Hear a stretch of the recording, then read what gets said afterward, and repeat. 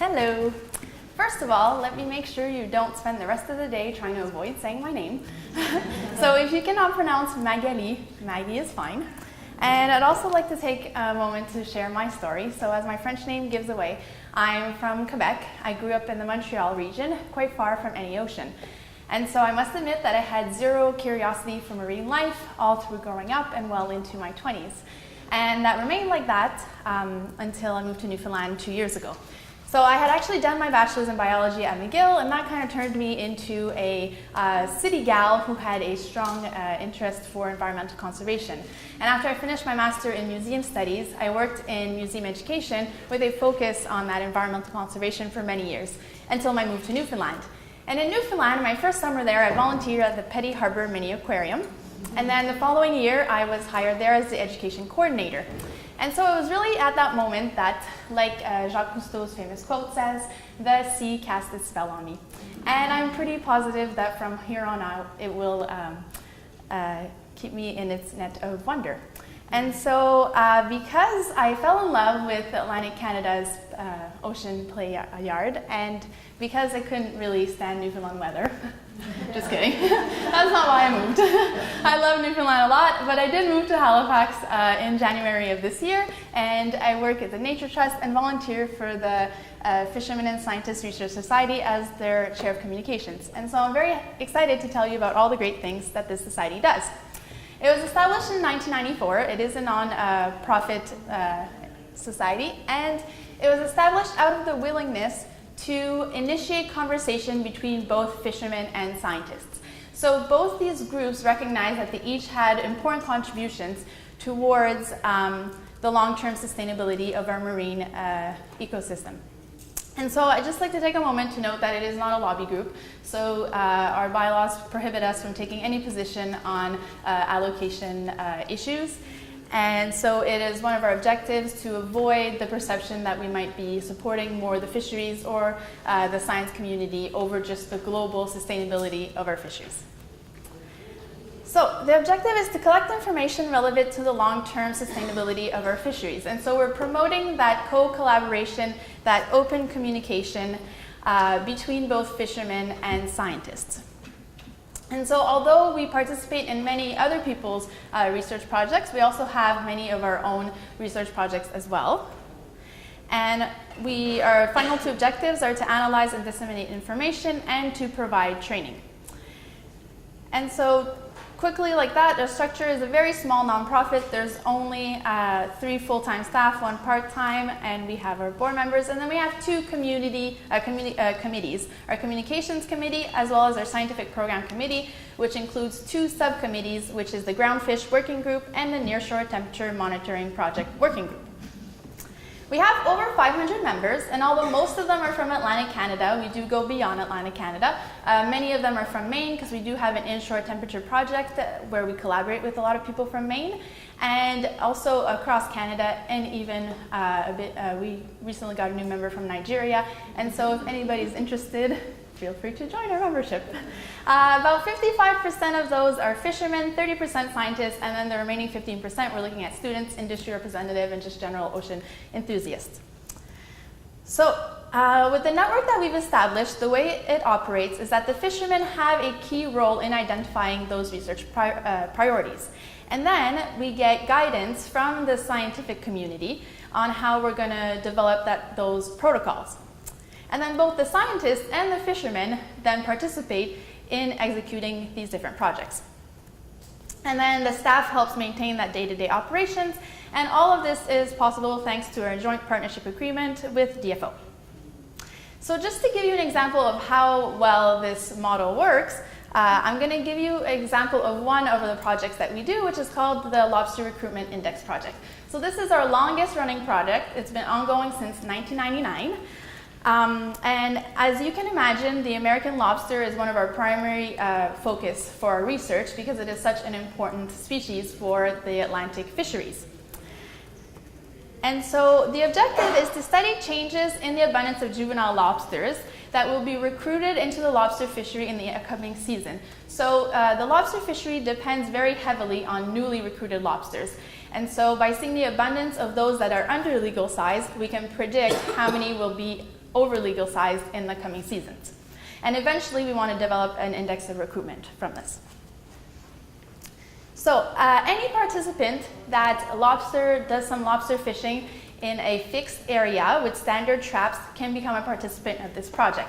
And so each person is given 2 to 5 traps, and these are standardized science traps, and so they're really designed to maximize capture and prevent any escape. These traps are brought up once a day, and every time they're brought up, all the lobsters are then counted, they're sexed, and their carapace length is measured. And all of this is entered into a logbook, which is then given back to the FSRS at the end of the season. Depending as well on which lobster fishing area they're in, some of the buried females or the tagged lobsters are also recorded, but that depends really in which LFA you're in. Each participant is also given a Venco mini log temperature recorder, and so that's put in one of their traps, and so we're able to, we provide a large amount of, some of my words are scattered there, but we're really contributing to the coastal temperature monitoring project. So as you can imagine, all of this wouldn't be possible without the hundreds of fishermen that have contributed over the years to this project. So just to give you an idea, in 2014 alone, we had 133 participants from LFAs 27 to 35, which is really all around the province of Nova Scotia. And over 60,000 lobsters were measured, which is a very great amount. And so all these results are, as I said, they're given in a logbook and given back to the FSRS, and then they will do up a report, and that catch report is shared with the participants, with other fishermen, and with DFO scientists as well. And these results are often presented at LFA meetings, and they're used in DFO's assessment of the American lobster stocks. And so all this information can be found on their website and available to anyone who'd like to have it. And so there's many advantages out of this partnership that we have created. So because both the fishermen and the scientists have this vested interest in seeing this data be long-term so that we can better understand our oceans, we have a certain, we can foresee the continuity of many of the projects that the FSRS does.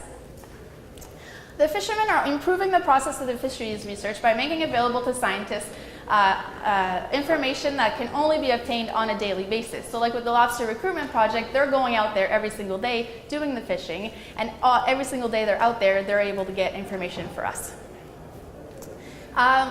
Fishermen then trust the data that they're collecting, which is really great. So if you're the one doing the science, you can't argue with the numbers and what you're seeing, and so you're more willing to trust the data, and that also helps you understand the scientific rationale for the data collection process and for all those protocols. And then on the other side of the scientific community, they recognize the wealth of knowledge that fishermen have gained from experience. So not just on the fisheries in general, but also with all the different fish species.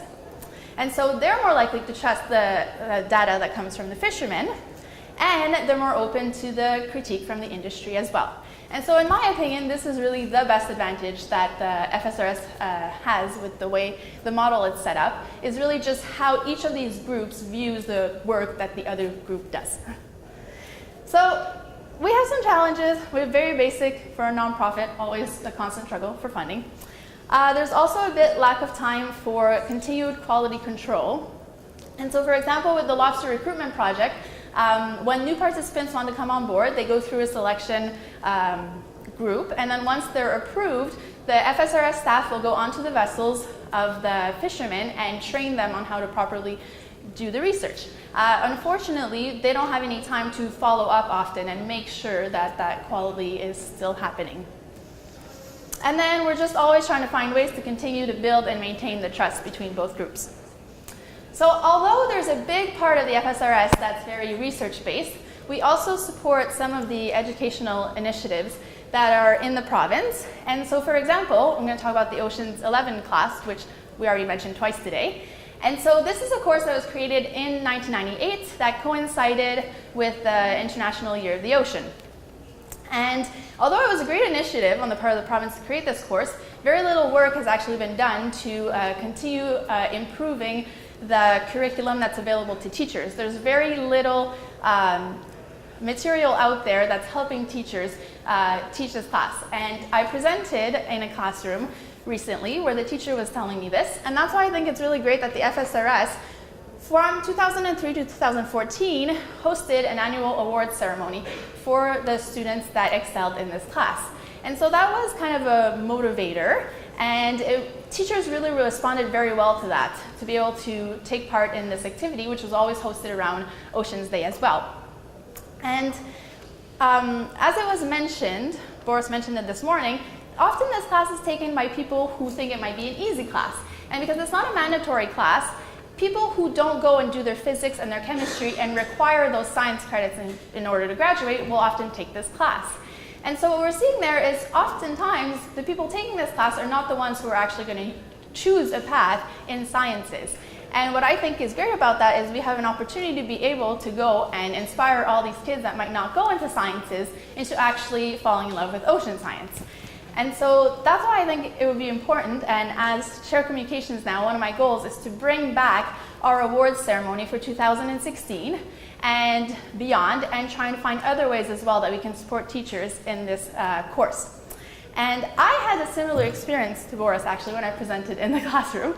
And I left there and I did it voluntarily. I drove 4 hours to go talk to this class. I spoke to 2 different classes and I thought, well, I just had 40 kids too cool for school to enjoy anything I just said. And then after that, the teacher took the time to scan the responses. So every student had to do a response and say what they learned, say what they like, and give a grade to the presenter. And she scanned the best ones and sent them to me. And out of that, there was 2 that specifically stated that now they would consider a career related to oceans. So for me, that's worth it, even if it's 2 out of 40. I think that's a great step. That's all the compensation I needed. So the FSRS, I think, in a short time, I managed to show that it's a proven model for collective collaboration.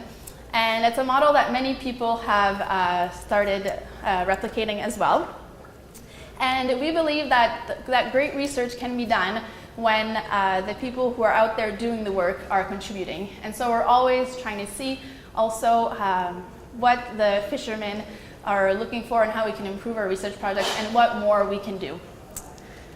And so you can check out our website if you have any questions, and we just launched our Facebook page for World Oceans Day. We didn't have one up until this year. And we have a quarterly newsletter that comes out, and every year we have an annual conference which is hosted usually in the month of March or February. So thank you.